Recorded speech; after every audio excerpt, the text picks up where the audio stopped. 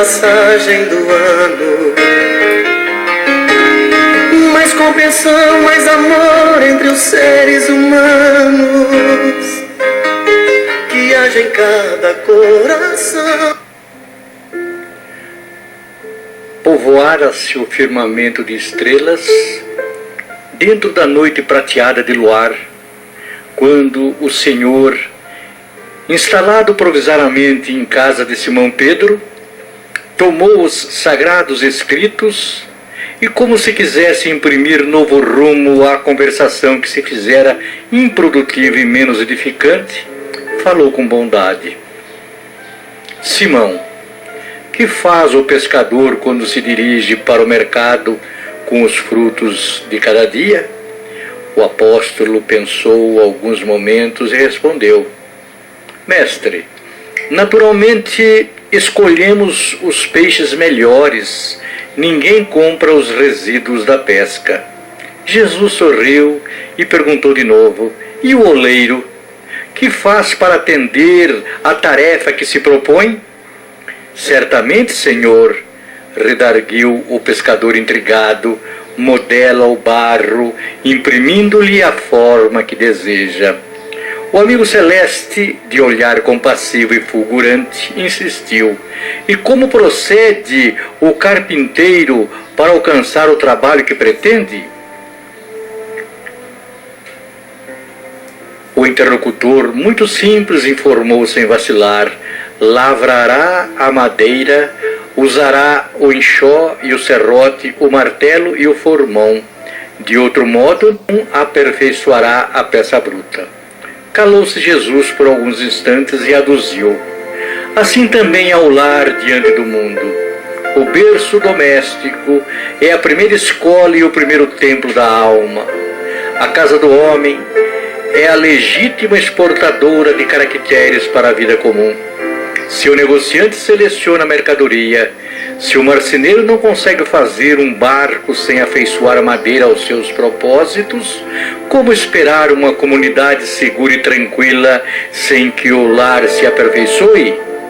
A paz do mundo começa sob as telhas que nos acolhemos. Se não aprendemos a viver em paz entre quatro paredes, como aguardar a harmonia das nações? Se nós não habituamos a amar o irmão mais próximo, associado à nossa luta de cada dia, como respeitar o eterno Pai que nos parece distante? Jesus relanceou o olhar pela sala modesta, fez pequeno intervalo e continuou: Pedro, assentamos aqui em torno de quantos nos procuram a assistência fraterna, uma claridade nova. A mesa de tua casa é o lar de teu pão. Nela recebes do Senhor o alimento para cada dia. Por que não instalar ao redor dela a sementeira da felicidade e da paz na conversação e no pensamento? O Pai, que nos dá o trigo para o celeiro através do solo, envia-nos a luz através do céu. Se a claridade é a expansão dos raios que a constituem, a fartura começa no grão. Em razão disso, o Evangelho não foi iniciado sobre multidões, mas sim no singelo domicílio dos pastores e dos animais. Simão Pedro fitou no mestre os olhos humildes e lúcidos, e como não encontrasse palavras adequadas para explicar-se, murmurou tímido: Mestre, seja feito como desejas. Então Jesus, convidando os familiares do apóstolo à palestra edificante e à meditação elevada, desenrolou os escritos de sabedoria e abriu na terra o primeiro culto cristão do Evangelho no lar. Muito bem, esta mensagem é uma mensagem que está no livro Jesus do Lar, de Neio Lúcio e Chico Xavier. E é um livro que nós adoramos. E muito indicado para o culto cristão no lar. E eu estou fazendo referência dele hoje porque ontem o Evangelho no Lar, como é costume ali no Leon Denis, há um agendamento de pessoas que desejam que seja feito o Evangelho em sua casa. E ontem caiu ali na minha vizinha Selma e nós estivemos lá presentes. E essa foi a mensagem que eu levei lá e também li àqueles que estavam presentes. É uma coisa muito importante, a importância da implantação do culto do Evangelho em nosso lar. E aqueles que já estão acostumados, já vêm há tempo sendo o nosso ouvinte, há de se lembrar de que nós, há um tempo atrás, fizemos uma campanha muito grande para a implantação do culto do Evangelho no lar, inclusive passando um procedimento. Mas antes, vamos desejar aí uma boa tarde a todos, né? Este é o programa Espírita, Terceiro Milênio, que vai ao ar aqui pela Rádio Avaré AM, 1570 kHz, AM pioneira aqui da região, desde 1948, o poder da comunicação e o amor de sempre. Esta é a edição de número 627, para Avaré, região e para o mundo, no www.radioavaré.com.br.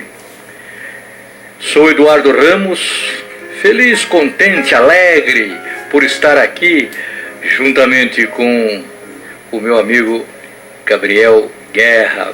Estamos levando a todos vocês aí o som da Rádio Avaré, nessa oportunidade ímpar de poder conversar com todos vocês, levando aí a mensagem de Jesus e a mensagem do Evangelho, a mensagem da doutrina espírita. Nós vamos ficar até às 15 horas na companhia de todos vocês.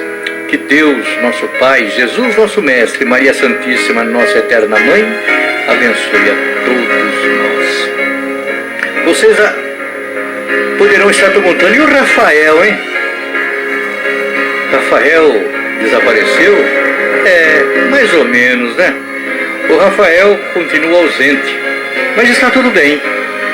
Eu estive com ele essa semana. Ele foi agendado lá em Botucatu, no Centro Espírita Irmã Anastácia, na terça-feira. E eu, na terça-feira, estou trabalhando lá no Hospital Cantídio, né?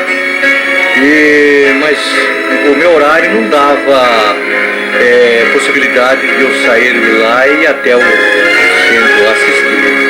Então, entrando em contato com ele, foi bom. Você terminando a sua... Quer dizer, eu dei uma intimada nele, né? Você terminando a sua palestra, por favor, dá uma passadinha aqui no Hospital Cantídio e me apanha aqui para me dar uma carona de volta aí para Avaré. Mas ele está bem, viu? Ele está aí resolvendo alguns probleminhas aí e logo estará de volta aqui. E ele assumiu, não um compromisso aqui com o seu Eduardo, né? Porque aqui nós assumimos o compromisso com a espiritualidade. Mas ele assumiu aí, a hora que voltar, vai voltar para ficar. Está ouvindo, né, Rafael? É um compromisso aí, voltar para ficar. Eu queria também fazer agora que eu chamo aqui de um preito de consideração. Nessa última quinta-feira, porque eu estou indo e voltando diariamente agora lá de Botucatu. Antes eu ficava lá 3, 4 dias lá no meu trabalho. Mas como a escala agora favorece a minha ida e vinda diariamente, na quinta-feira houve lá um problema com o ônibus lá, atrasou, e aí eu perdi a conexão em Itatinga para vir para Avaré. E cheguei lá em Itatinga em torno de umas 8h30, e o próximo ônibus saía de Itatinga às 22h30. Como eu tenho um amigo lá, e a gente sempre tem falado dele aqui nas orações, lá do Centro Espírita Fé, Amor e Caridade, o Henrique Andrades, Liguei lá para ele e eu falei, vamos ficar aí batendo um papo, né? Ele passou lá, me apanhou. E você sabe o que aconteceu? Ele e a esposa, a Dai, me trouxeram aqui para Avaré também. Eu fiquei sensibilizado, agradecido por ele ter feito essa enorme concessão de amizade, né, de carinho aqui para com o seu Eduardo. Ô Henrique, ô Dai, um grande abraço a vocês e que Deus abençoe cada vez mais vocês, viu? E logo, logo nós estaremos, assim que mudar a nossa escala, nós estaremos de volta aí ao Centro Fé, Amor e Caridade, levando a nossa palavra aí a esse povo bacana da cidade de Itatinga, ok? Hoje eu estou tendo também uma ouvinte aqui, que é a majoritária da minha sociedade, a dona Herminda Túcio Ramos, está lá em casa, né, ouvindo a nossa programação. Muito obrigado, viu, pelo carinho da sua audiência. E hoje de manhã eu estive no Bom Samaritano, né, no Bom Samaritano 2, lá com os meus amigos, levando uma palestra emocionante, né, e consoladora do Evangelho. Agradeço a acolhida sempre afetuosa do Dr. Benjamin e a sua família lá, né, a família Bom Samaritano. E já estamos aguardando a sua ligação. Participe do nosso desafio. É só ligar para cá, 0 operadora 14 3732 1564, ou pelo site da rádio, né, www.radioavaré.com.br. Hoje não podemos liberá-los aí para a página do Clóvis, hein? O Clóvis está de folga hoje. Pode também utilizar o WhatsApp aí da Rádio Avaré, 99616-1564, ok? 99616-1564, tá bom? Vai entrar em contato conosco aqui, vai interagir, vai responder os nossos desafios. E o desafio de hoje é o seguinte: no pacto da traição com os sacerdotes, quanto recebeu Judas por trair Jesus? Ele recebeu alguma coisa lá, hein? Eu quero saber quanto ele recebeu. E quem é o autor do livro Viagem Espírita em 1862? Nós vamos sortear aqui entre os acertadores 2 livros. O livro Lágrimas de Esperança e a Vida Continua, né? É um romance ditado pelos espíritos Lisa e Clarice e foi psicografado pela Elaine Aldrovandi, né? É um livro emocionante desses 2 espíritos, né? Aqui na contracapa, né, tem uma informação que Lisa desfruta de uma vida feliz ao lado do marido e da filhinha Fernanda, o grande tesouro de sua vida. Inesperadamente, porém, ela se defronta com um diagnóstico terrível. Sua filha, a doce e meiga Fernanda, está com leucemia e o prognóstico não é nada animador. Então, Lágrimas de Esperança vai girar em torno disso. E o outro livro é um livro doutrinário, Perispírito, o que os espíritos disseram a respeito, de Gesiel de Andrade. Então, para concorrer ao sorteio desses 2 livros, é só responder, né? No pacto da traição com os sacerdotes, quanto recebeu Judas por trair Jesus? E quem é o autor do livro Viagem Espírita em 1862? O Albino já está participando aqui, né? Já ligou, já respondeu os 2 desafios. Muito bem, Albino. Um grande abraço a você, a Lena, ao Guto. Eu estou lhe devendo uma visita, logo, logo eu estarei aí contigo, viu? Tudo de bom. Gente, na sequência aqui, vamos ver se a gente não perde muito tempo. Na sequência é o estudo do Evangelho, né? Isso é uma coisa que nós damos ênfase e não perdemos um domingo aqui. Nós estamos no capítulo 5, no item 22. Os ouvintes que estão nos acompanhando, pega aí o Evangelho segundo o Espiritismo, né?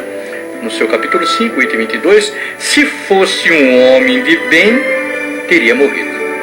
Isso é uma mensagem de Fénelon, em 1861. Ele diz assim: dizeis frequentemente, falando de um homem mau que escapa de um perigo, se fosse um homem de bem, teria morrido. Pois bem, dizendo isso, estais com a verdade, porque efetivamente ocorre que muitas vezes Deus dá a um espírito jovem, ainda nos caminhos do progresso, uma prova mais longa que a de um bom que receberá em recompensa do seu mérito o favor de que sua prova seja tão curta quanto possível. Assim, pois, quando vos servis desse axioma, não duvideis que blasfemais. Se morre um homem de bem, cuja casa ao lado seja de um homem mau, apressai-vos em dizer: gostaria mais que esse fosse. Não é assim que a gente normalmente diz? Estais grandemente errados, porque aquele que parte terminou sua tarefa, e aquele que fica talvez nem a começou. Por que quereríeis, pois, que o mal não tivesse tempo de acabar e que o outro permanecesse preso à gleba terrestre? Que diríeis de um prisioneiro que tivesse cumprido sua pena e que se retivesse na prisão enquanto que se desse a liberdade àquele que a ela não tinha direito? Ficai sabendo, pois, que a verdadeira liberdade está na libertação dos laços do corpo, e que, enquanto estiverdes sobre a terra, estáis em cativeiro. Habituai-vos a não censurar o que não podeis compreender, e crede que Deus é justo em todas as coisas, e frequentemente o que vos parece um mal é um bem. Mas vossas faculdades são tão limitadas que o conjunto do grande todo escapa aos vossos sentidos obtusos. Esforçai-vos por sair pelo pensamento da vossa esfera estreita e, à medida que vos elevardes, a importância da vida material diminuirá aos vossos olhos, porque ela não se vos apresentará senão como um incidente na duração infinita da vossa existência espiritual, a única existência verdadeira. Fénelon, 1861. Muito bem, muito bem. O Fénelon, ele escreveu, anotou essa mensagem, né? E o Kardec, na compilação do Evangelho, incluiu-a no capítulo 5, nesse item 22. E nessa mensagem, Fénelon comenta o uso de expressões usadas diante da morte por pessoas que emitem conclusões apressadas, ditas sob o ponto de vista da unicidade da existência, não visualizando nada além do mundo em que vive. Se alguém considerado mal escapa a um perigo, se fosse um homem de bem, teria morrido. Se um homem de bem morre, diz, seria bem melhor que fosse o outro, o malvado. Morre uma criança e diz, coitada, nem viveu ainda. Essas e outras frases que são repetidas geração após geração, sem maiores reflexões, indicam ignorância das leis divinas, visão estreita baseada apenas no mundo em que vivemos, no nascer, crescer, reproduzir-se e morrer. Daí a importância do estudo e análises sobre a continuidade da vida além da morte, e principalmente das vidas sucessivas. A única lei que explica muito e muitos fatos da vida, a que demonstra a verdadeira justiça de Deus em relação a todos nós, seus filhos. E o Fénelon diz ali na mensagem, habituai-vos a não censurar o que não podeis compreender. E crede que Deus é justo em todas as coisas. Frequentemente o que vos parece um mal é um bem, mas as vossas faculdades são tão limitadas que o conjunto do grande todo escapa aos vossos sentidos obtusos. Esforçai-vos por superar pelo pensamento a vossa estreita esfera, e à medida que vos elevardes, a importância da vida terrena diminuirá aos vossos olhos. Então, esta exortação de Fénelon nos faz lembrar da afirmação de Kardec quando escreve que só adotou a doutrina da reencarnação vinda dos espíritos, senão depois de havermos reconhecido que ela, só ela, podia resolver aquilo que nenhuma filosofia jamais havia resolvido, e isso, a abstração feita das provas materiais que diariamente delas são dadas a nós e a muitos outros. Isso está na Revista Espírita de 1960, na página 1860, na página 115, Edicel 1965. Então, ele refletiu, analisou, comparou, deduziu e compreendeu a lei, que já era aceita por muitos na Terra e que os espíritos confirmavam. A lei da reencarnação. Lei, hein? É assim que precisamos todos fazer: estudar para compreender e aceitar, aplicando esse aprendizado no entendimento dos fatos de cada dia, e não deduzir, emitir algum conceito por alguma coisa que se ouviu dizer, sem se aprofundar no estudo. Isso não deve ser feito. Quando se analisa esses fatos, como a morte, partindo sempre do princípio da pré-existência e da sobrevivência do espírito e da contínua evolução do ser, através das reencarnações, percebe-se quão lógico e claro se torna ao viver quem somos, o que é que ficamos e fazemos, e de onde viemos e para onde vamos. Compreendemos então que as leis naturais são perfeitas, vindos de um ser perfeito, absoluto, e confiantemente buscamos compreendê-las e aceitá-las através da nossa inteligência e da nossa sensibilidade. Estaremos então desenvolvendo nossas faculdades espirituais, superando nossa ignorância das leis divinas, abrindo-nos para visualizar horizontes mais amplos, que estão muito além do entendimento apenas das leis físicas e biológicas, as únicas aceitas pela nossa ciência materialista. Assim, meus amigos, não nos deixaremos abater por fatos naturais, não faremos deduções e conclusões levianas diante desses fatos, e caminharemos com confiança e segurança para o maravilhoso destino que nos espera, a vida espiritual, a vida na outra dimensão, e a vida continua, né? Muito bem, a gente agradece aqui a colaboração, né, da dona Leda de Almeida, lá do Centro Patuíra, de Ribeirão Preto, que nos ajuda na interpretação aqui deste capítulo. Muito obrigado, a dona Leda, já desencarnada, né, no plano espiritual, a nossa gratidão a ela. Então, no pacto da traição com os sacerdotes, quanto recebeu Judas por trair Jesus? E quem é o autor do livro Viagem Espírita em 1862? Nós vamos aqui sortear 2 livros: Lágrimas de Esperança e a Vida Continua, e Perispírito, o que os espíritos disseram a respeito. É só ligar para cá, 0 operadora 14 3732 1564, ou no nosso WhatsApp da Rádio Avaré, 99-616-1564. Estou aguardando a sua participação.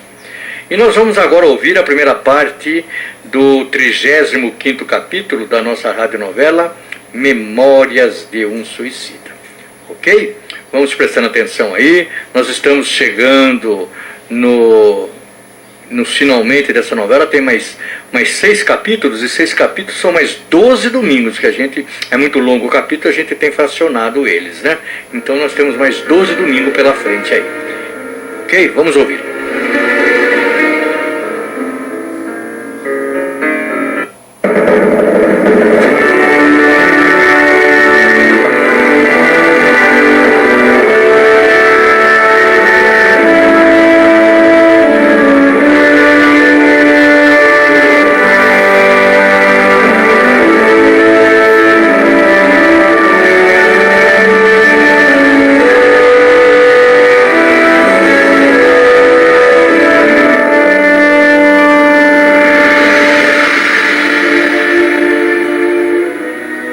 Camilo e os demais espíritos aprendizes também cursavam outras disciplinas.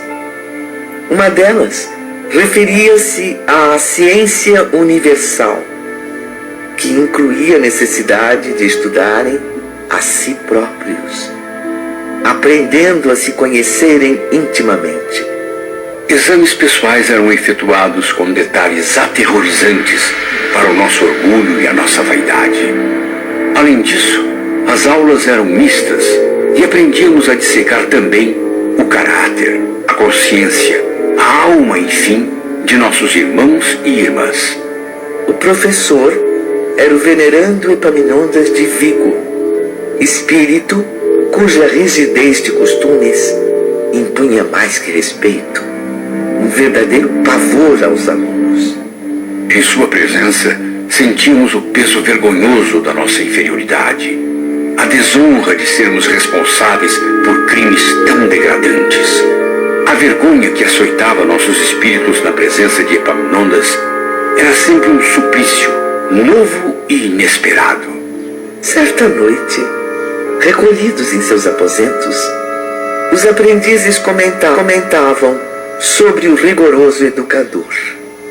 Também estou impressionado com o nosso novo professor. Epaminondas tem o dom magnífico de investigar nossa consciência, esmiuçar as recordações mais remotas das nossas antigas migrações terrenas. Só sei que seus métodos me assustam. Meu espírito fica tão abalado que durante suas aulas sinto vontade de fugir, livrar-me não apenas de sua presença, mas da minha própria. Eu concordo com João.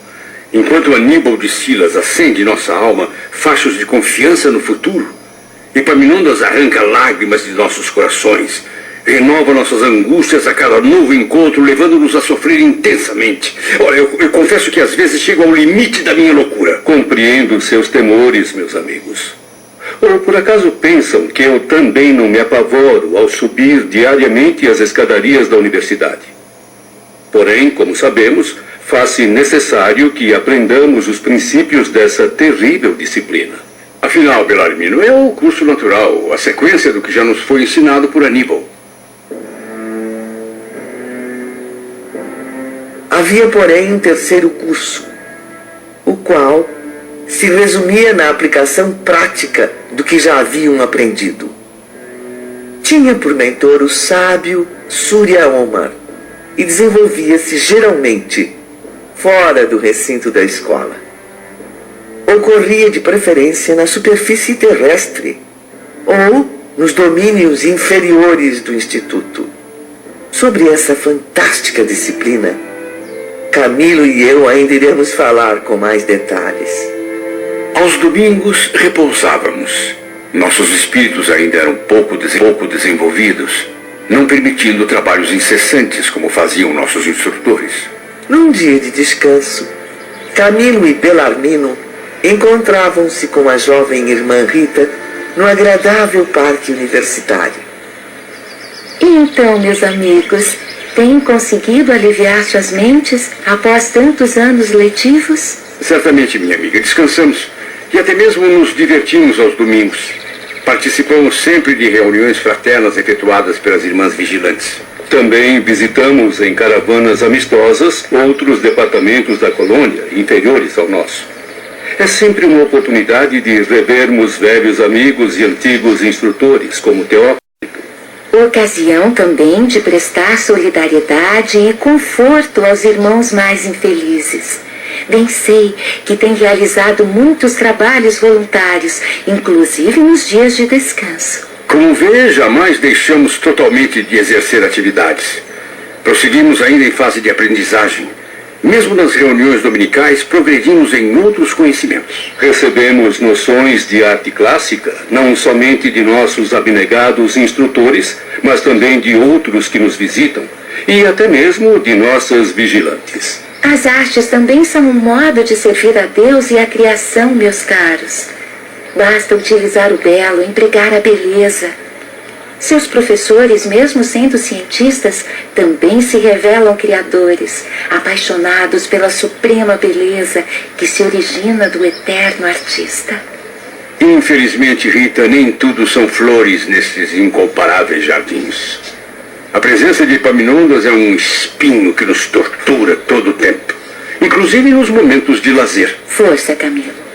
As aulas de Epaminondas são tão apavorantes quanto necessárias, essenciais. Ele tem muito a ensinar a vocês, pois é um dos nossos mais sábios professores. Basta dizer que ele foi mestre de iniciação em antigas escolas de doutrina secreta, tanto na Índia como no Egito. Voltemos então ao dia em que Camilo e seus companheiros assistiam à primeira aula de Epaminondas. Num dos encantadores palácios da Avenida Acadêmica, instalava-se a Escola de Ciências, majestoso e severo nas linhas arquitetônicas. Os aprendizes apreensivos atravessavam seus portões. É impressionante, meus amigos. Tenho a impressão de que aqui se venera Deus com todas as forças da razão, da lógica e do conhecimento. Cada vez que passo por estes portões, estranhas sensações misturam-se em meu espírito. Sinto ao mesmo tempo uma profunda admiração e um terror inexplicável. Lembrem-se de Aníbal. Sua recordação arrastará para nossas lembranças a imagem do Mestre de Nazaré, o magnífico reitor da espiritualidade. Só assim reuniremos coragem, certos de que estamos sob sua proteção. Exatamente idêntico ao santuário, onde se ensinava a ciência do Evangelho, a nova sala de aula apresentava apenas uma diferença: a célebre norma grega escrita no topo da tela espelhada. Homem, conhece-te a ti mesmo. Logo abaixo, uma não menos célebre frase cristã, espécie de autorização divina para os trabalhos que se desenvolveriam sob as suas leis. Ensinou Jesus: ninguém entrará no reino de Deus se não nascer de novo.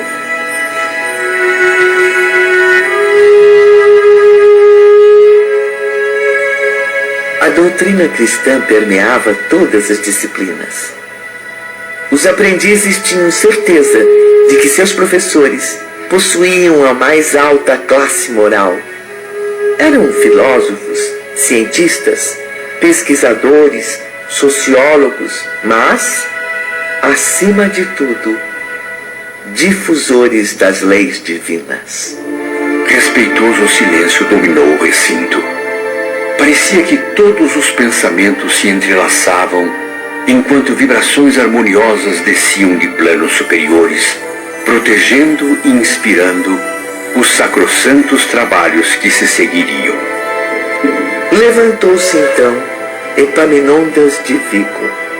O velho professor era franzino, modesto, venerável, com barbas longas e brancas.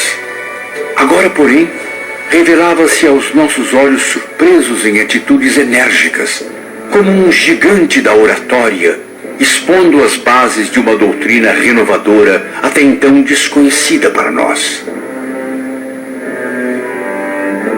Bom dia. Que Deus esteja convosco. Cumpre receberem em primeiro lugar os ensinos morais expostos nos evangelhos do Redentor. Assim irão adquirir critério suficiente para, só então, atingir outros esclarecimentos.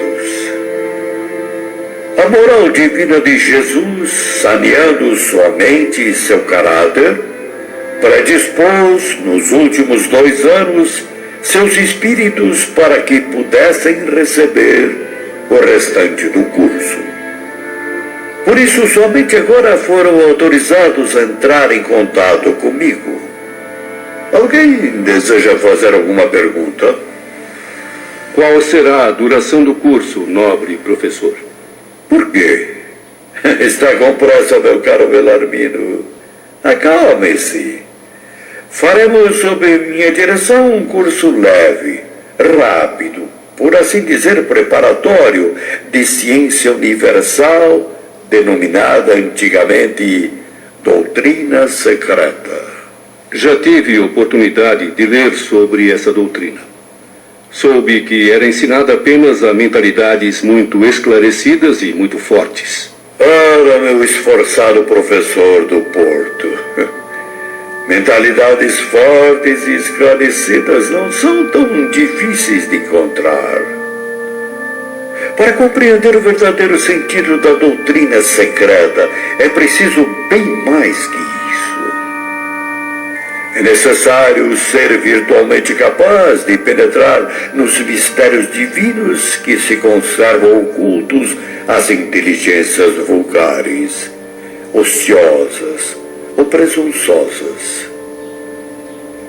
Nos tempos remotos, anteriores à vinda do Messias, os ensinos secretos só eram ministrados a indivíduos que durante 10 anos, pelo menos, dessem as mais rigorosas provas de sanidade moral e mental, e no mesmo espaço de tempo demonstrassem a própria reforma interior, isto é, o domínio das paixões, dos desejos em geral, pela vontade iluminada de praticar o bem. Porém, com a descida do Mestre Nazareno às sombras da terra, o ensino secreto foi popularizado, trazendo à humanidade outros esclarecimentos.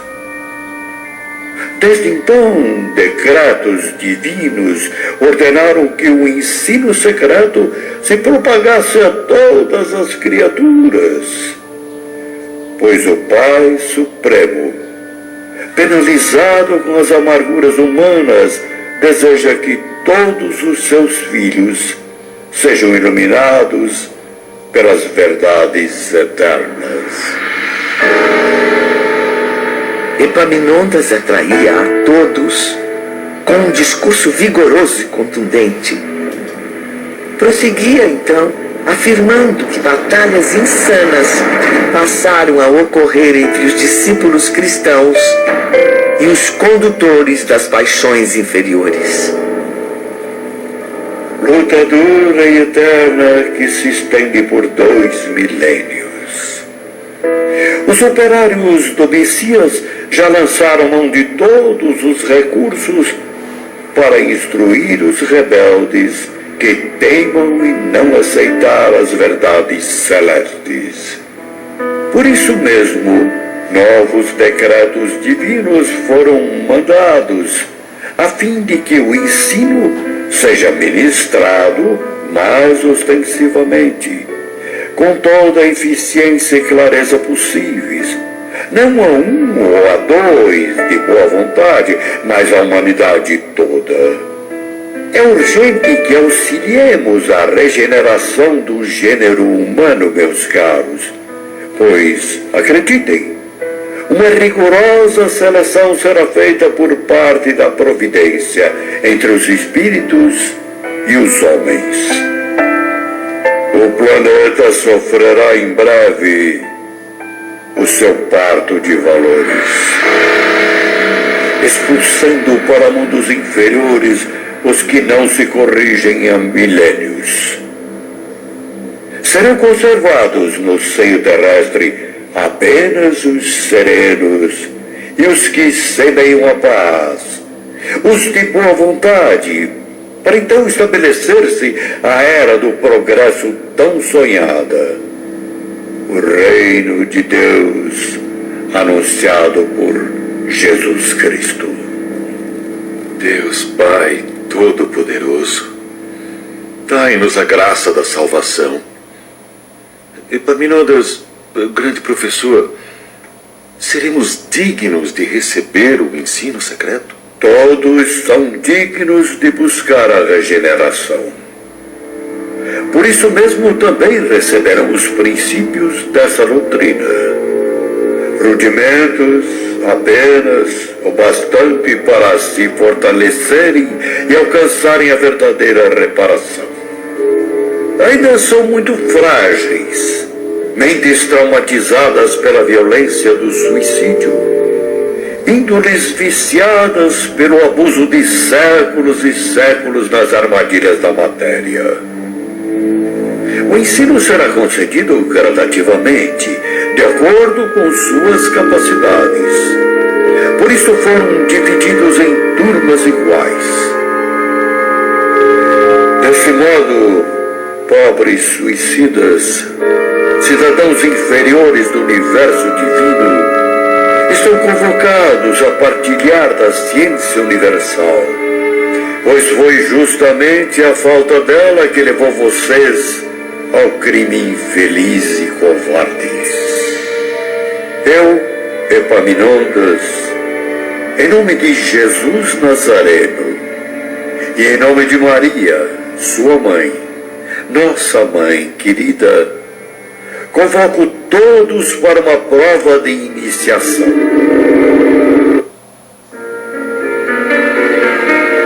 Muito bem. Essa foi a primeira parte do 35º capítulo. Vamos aí aprendendo, assimilando esses depoimentos, né, esses ensinamentos. Como a gente sempre diz aqui, nós temos que ter aí um patrimônio de valores para que quando nós nos depararmos com criaturas propensas a por ter uma vida, nós temos aí condições de conversar amorosamente, com aquele carinho, com aquela ternura, tentando persuadi-las a não praticar esse ato infame, né? Mas nós estamos ainda pela frente aí, mais 11 capítulos, mais 11 domingos aqui. Estamos apresentando o terceiro milênio, o programa espírita das tardes de domingo para Avaré, região e para o mundo. O nosso desafio no pacto da traição com os sacerdotes, quanto recebeu Judas por trair Jesus? E quem é o autor do livro Viagem Espírita em 1862? Nós agradecemos aí o Albino, o Flávio lá do Jurumirim, a Rosângela, a Iraci, que ligaram e responderam aí a nossa enquete, né? Muito bem. Lá no Vana, nós temos comparecido aos sábados lá, o trabalho está fluindo normalmente, né? As campanhas estão em vigor, a campanha da doação de óleo de soja, a campanha para formar e receber lá os voluntários, trabalhador voluntário, e a campanha do Eleito Longa Vida para uma vida longa, né? E nós agradecemos a todos vocês que têm colaborado conosco. Muito bem. No Leon Denis, hoje o palestrante é o Renato Sácaro. No Anjo Guardião, sou eu, Eduardo Ramos, estarei lá levando a nossa palavra àquele povo lá. Lá em Botucatu, na Casa Espírita Allan Kardec, lá na Avenida Vital Brasil 421, já a partir das 17 horas, o seu Gentil e a sua equipe inicia lá o atendimento fraterno, né? E falando em Gentil, nós estamos concluindo aqui aquelas mensagens do seu livro O Caminho Certo. E hoje é a 41ª em que ele colocou o nome de Terminamos. Terminamos. E é o agradecimento que ele faz. Que o peregrino da Galileia possa nos envolver com as mais puras e sublimes vibrações de apreço e carinho, fecundando-nos o ser, para que juntos possamos um dia desfrutar da glória do infinito com Deus. Que as bênçãos do Cristo nos norteiem o destino. Muito bem, Sr. Gentil. Semana que vem eu vou pegar mais algumas anotações, eu tenho mais algumas anotações lá dele, e nós vamos iniciar novamente aqui as palavras, iniciar não, dar continuidade, né, nas palavras do seu Gentil. Vamos então à resposta do desafio, o sorteio dos livros, o desafio da semana que vem. Nós perguntamos hoje, no pacto da traição, quanto que o Judas recebeu? 30 moedas de prata. 30 moedas de prata. O Albino, além de responder, ele trouxe para os tempos atuais aí, né, fazendo uma atualização dessas 30 moedas de prata, e nos apresentou aqui, isso de acordo com ele, de 45 a 50 mil reais. Olha a bagatela pela qual o Judas, né, entregou o mestre. Mas nós na doutrina conhecemos muito bem qual foi a intenção do Judas, né? O Judas, ele achava que Jesus ia erguer as mãos ali, como ele fazia com tantas. Ele parava a tempestade, ele acalmava o mar, ele curava cego de nascença, ele fazia proeza. Então ele achava que a hora que fosse prendê-lo, ele ia fazer um sinal lá, ia tomar conta ali de tudo, ia ser o Messias, o Salvador ali, né? Mas a missão de Jesus não era aquela, não. E tanto que ele se arrependeu amargamente, voltando lá no templo, jogando a moeda lá, e ele foi devolver a moeda, né? E eles não quiseram. Aí ele pegou e jogou a moeda, dizendo que tinha pecado contra o sangue de um inocente. E os doutores lá disseram, isso é contigo, o que está feito, está feito, né? Então, ele se arrependeu amargamente e foi por fim à vida, né? Foi lá se suicidar. E quem é o autor do livro Viagem Espírita em 1862? É o Allan Kardec. Ele, quando ele codificou a doutrina em 1857, ele publicou o Livro dos Espíritos, aí ele começou na sua divulgação, né? Em 1862 ele fez uma viagem por várias cidades, e aí no seu retorno, e o resultado dessa viagem, que foi promissora, ele escreveu esse livro, Viagem Espírita em 1862. Ok? Um livro é doutrinário e o outro é um romance, tá? O perispírito é doutrinário. E no sorteio aqui, Albino, mais um, hein? Esse você vai gostar, porque é um livro de realmente pesquisa, dando-nos informações sobre esse corpo fluídico, esse corpo intermediário nosso aqui chamado perispírito. Ok? E Lágrimas de Esperança, esse Iraci. Iraci, Lágrimas de Esperança. E a vida continua, viu, Iraci? Muito bem. Eu deixo lá no Leon Denis, endereçado a você lá. Tudo bem? Para a semana que vem, nós vamos querer saber o seguinte: para quem Jesus disse essas palavras? Vende tudo o que tens, depois vem e segue-me.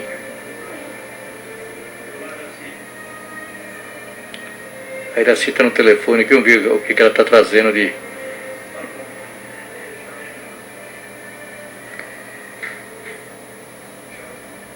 mandou sortear? Ela tem o livro?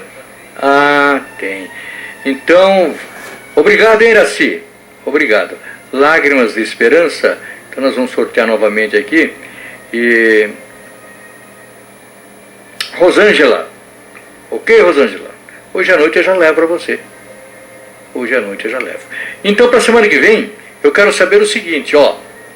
Para quem Jesus disse essas palavras: vende tudo o que tens, depois vem e segue-me. Vende tudo o que tens, depois vem e segue-me. E no desafio espírita, eu quero saber assim, ó, aquele que estuda a doutrina, aquele que já estudou e estuda o livro dos Espíritos, quantas classes compõem a famosa escala espírita? Quantas classes? E qual o perfil dos espíritos classificados na 10ª classe? São 2 respostas, hein? Bem sucinta, viu? Não precisa se estender, não. Tá? Quantas classes e qual o perfil dos espíritos classificado na 10ª classe? É isso aí, gente. Ô Flávio, você fez uma sugestão aqui, e essa sua sugestão já foi objeto de um desafio nosso aí do passado, tá? E eu fiz realmente essa pergunta. O Flávio sugeriu que eu perguntasse aqui, na hora da prisão de Jesus, Pedro sacou ali a sua espada e decepou a orelha de uma pessoa lá. Quem foi essa pessoa que o Pedro decepou a orelha? Era o sobrinho do Anás, lá do templo, o Malcom, né, Malcom. Ele é sobrinho do sumo sacerdote. Viu, Flávio? Então, eu aceito você continuar as suas pesquisas aí, e na próxima semana faz mais uma sugestão, ok? Se você fizer uma sugestão que eu não fiz essa pergunta aqui ainda, você vai ganhar um livro. Perfeito? Combinado? Então tá bom. Minha gente, estamos chegando no final do nosso programa. Providencia um copinho com água, que nós vamos fazer as nossas orações, os nossos agradecimentos, as nossas vibrações, viu? Que Deus abençoe a todos, abençoe aqui a família da Rádio Avaré, que nos permite estarmos aqui falando com todos vocês. Muito obrigado aí, e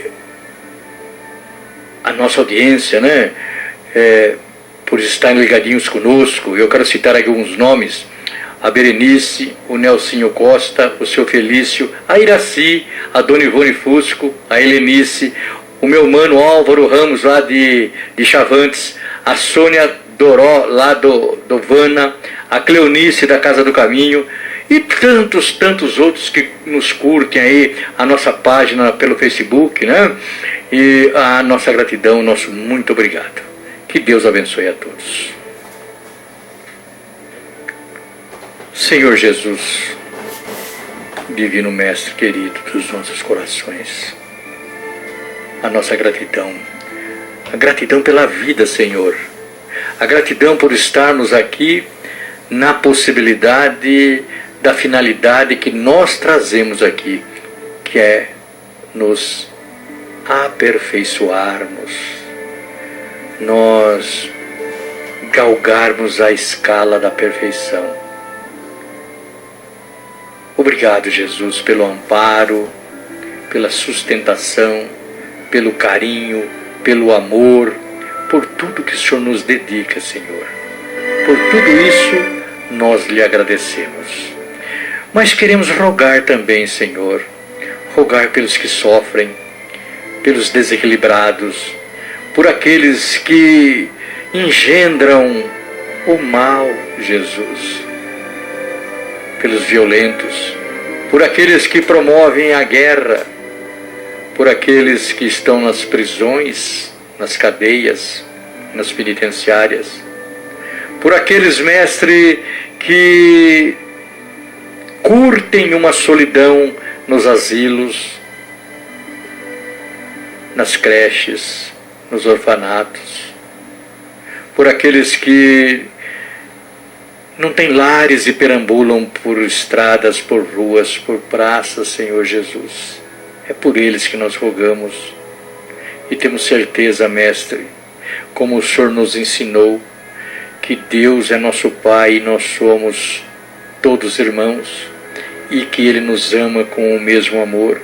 Nenhum de nós estamos desamparados, principalmente os mais pequeninos, como o Senhor se referia, principalmente esses, Senhor, estão sendo amparados, assistidos. Vinde a mim todos vós, que eu vos aliviarei.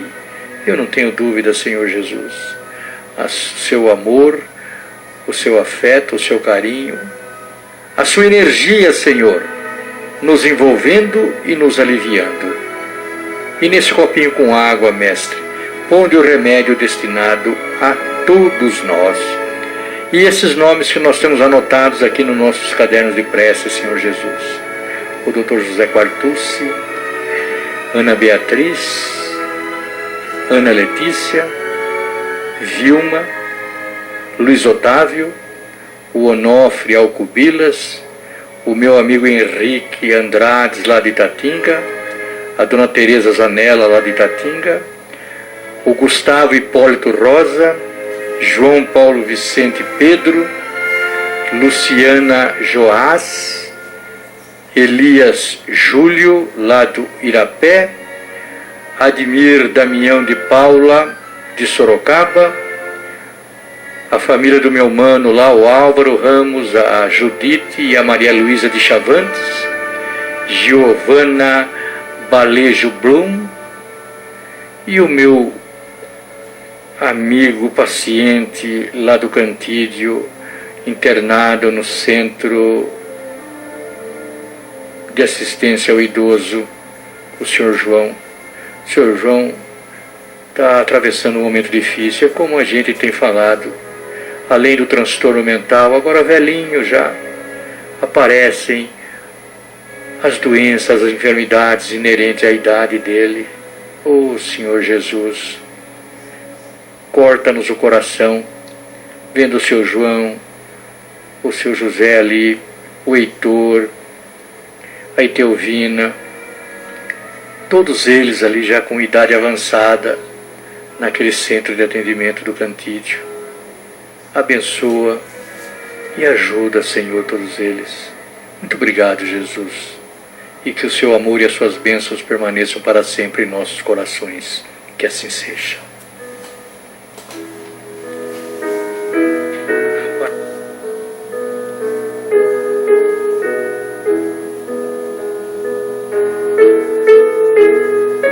Eu 500